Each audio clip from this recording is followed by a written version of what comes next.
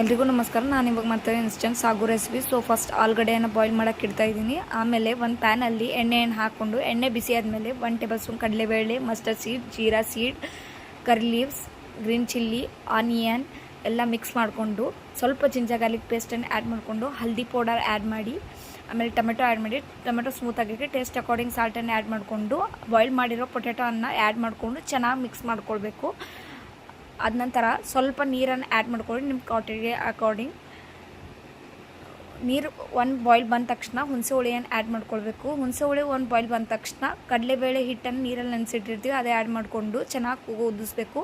ಕುದಿಸಿದ ಮೇಲೆ ಅದರಲ್ಲಿ garam masala, coriander leaves ಹಾಕೊಂಡು ಲೋ ಫ್ಲೇಮಲ್ಲಿ ಕುಕ್ ಮಾಡಿ ಇದನ್ನು ಪೂರಿ ದೋಸೆ ಜೊತೆ ಟೇಸ್ಟ್ ಮಾಡಿ.